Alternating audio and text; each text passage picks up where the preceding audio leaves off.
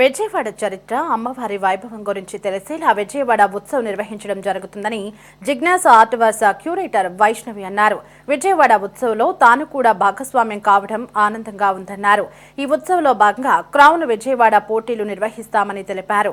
Vijayawada Idol, సంగీతం, నృత్యం పోటీలు కూడా నిర్వహించడం జరుగుతుందంటున్న వైష్ణవితో మా ప్రతినిధి గాలిబ్ ఫేస్ టు ఫేస్. కళారూపాలకు ప్రతీగా నిలుస్తుంది విజయవాడ ఉత్సవం. ఈ ఉత్సవంలో ఎందరో కళాకారులు తమ పర్ఫార్మెన్స్ ద్వారా చూపించబోతున్నారు.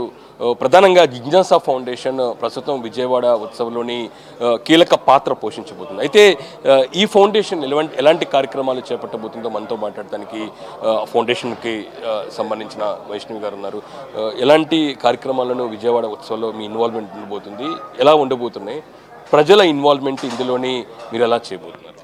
నమస్కారం అండి ప్రేక్షకులందరికీ, విజయవాడ వాసులందరికీ కూడా విజయవాడ ఉత్సవానికి శుభాకాంక్షలు. ఇది నిజంగా మన అందరి ఉత్సవం. విజయవాడలో ఉన్న ప్రతి గడ్డిపోచ పులకరించేటటువంటి ఉత్సవం విజయవాడ ఉత్సవం. సో దీంట్లో మా జిజ్ఞాస ఇండియన్ ఆర్ట్ కల్చర్ హెరిటేజ్లో భాగంగా పనిచేసే సంస్థ. మేము దీంట్లో కొన్ని కార్యక్రమాలు రూపొందించడం జరిగింది.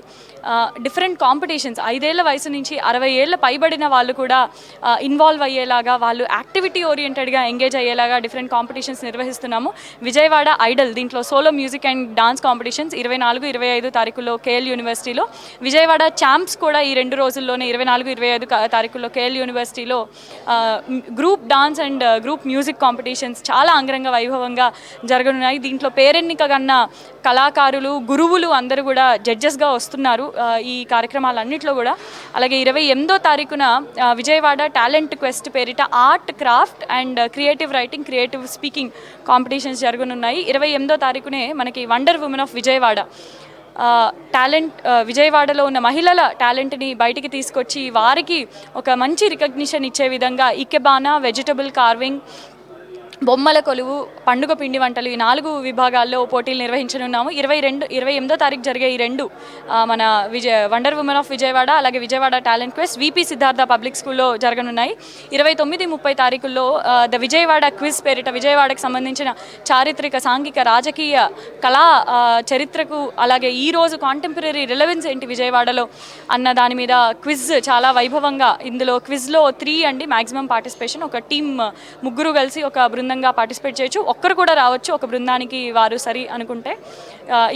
ఇది కూడా 28, 29, 30 తారీఖుల్లో విజయవాడ క్విజ్ అన్నది కూడా విపి సిద్ధార్థ పబ్లిక్ స్కూల్లో జరగనుంది. ఇవి పోటీలు ఒక రకమైతే. అలాగే మా జిజ్ఞాసా సంస్థ నుంచి మేము ఎంతోమంది నిష్ణాతులైన హిస్టారియన్స్, స్కాలర్స్, రీసెర్చర్స్ వారందరి గైడెన్స్లో మన గౌరవ ఎంపీ గారి మెంటర్షిప్లో మనము విజయవాడ యొక్క కల్చరల్ హిస్టరీ మీద ఒక కాంటెంపరీ డిజైన్స్ తోటి ఒక ఎగ్జిబిషన్ అండ్ ఫోటో గ్యాలరీని పున్నమి ఘాట్లో ఏర్పాటు చేయడం జరుగుతుంది.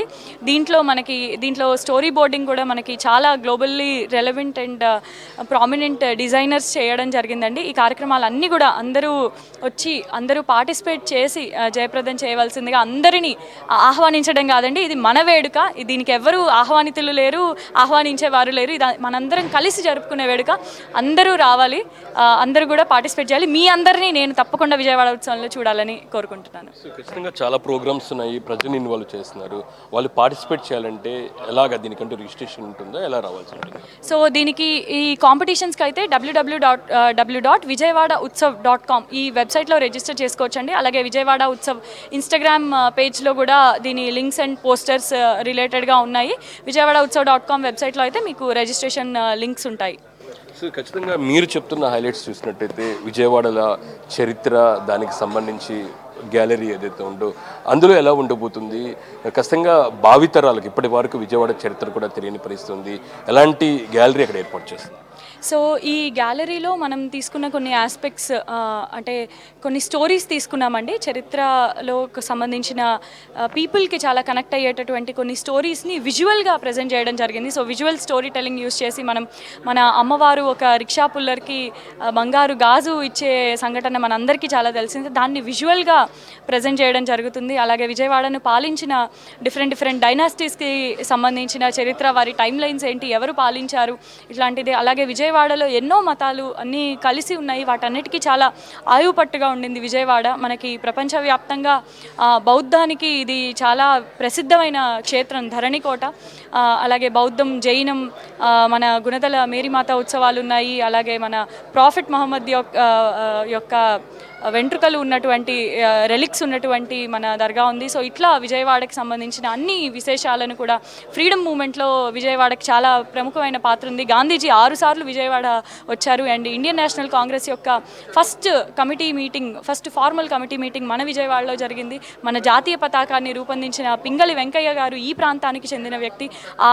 మన జాతీయ పతాకాన్ని కూడా విజయవాడలో మన విక్టోరియా మ్యూజియంలో, ఇప్పుడు బాపు మ్యూజియంగా ఉన్న విక్టోరియా మ్యూజియంలో అందజేయడం జరిగింది. సో ఇలాంటి విషయాలన్నీ కూడా నేటి ప్రజలకు, నేటి యువతకు, నేటి జనరేషన్కి విజువల్గా కమ్యూనికేట్ చేయడానికి మనం ఈ గ్యాలరీని ఓపెన్ చేయడం జరుగుతుంది. ఖచ్చితంగా విజయవాడ ఉత్సవంలోని విజయవాడ చరిత్రలోని ఎలాంటి అంశాలు ఉన్నాయి కూడా గ్యాలరీ రూపంలో కూడా చెప్పబోతున్నాం. ఖచ్చితంగా ఈ ఉత్సవంలోని అందరూ పాల్గొని తమ పార్టిసిపెంట్ దాంతోపాటు తమ ప్రతిభను కనపరచాలని కూడా జిగ్గా ఫౌండేషన్ వైష్ణవి చెప్తున్నారు. కెమెరా పర్సన్ వర్మతో గాలిబ్ షాన్, సిటీ 24/7 విజయవాడ.